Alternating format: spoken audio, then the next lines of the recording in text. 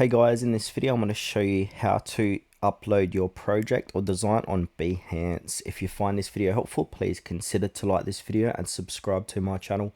In saying that, let's just jump straight into the video.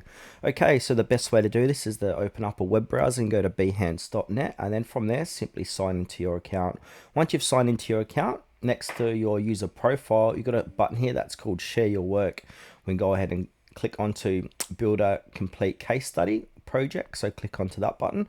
Now you're going to be taken to this page here. Now, depending what type of project you want to upload, so as you can see here, we can upload images, videos, and we can embed from YouTube, Vimeo, etc., PDF files, text sections, and prototype embeds. And this can be either Figma, Adobe XD, Sketch, etc. And also you can drag and drop your files or use the upload button for this. So say for example you want to go ahead and upload a prototype, you can do that by clicking onto that, paste the embed code and click on an embed.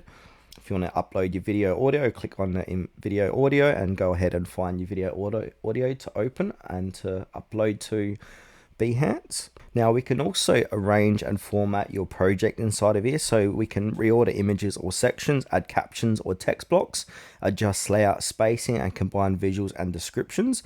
And all of this is just to make it more visually appealing and easy to scroll later on. Now, before publishing, you want to go ahead and give it a title and give it some creative fields. For example, graphic design, UI, UX, illustration, tools used, that can be Photoshop, Figma, Blender, etc.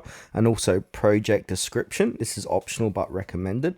And also you can upload a cover image or a thumbnail, just basically how YouTube is. So Behance will ask you to choose a cover image, crop it or position it. This is what people see in your profile on the explore page.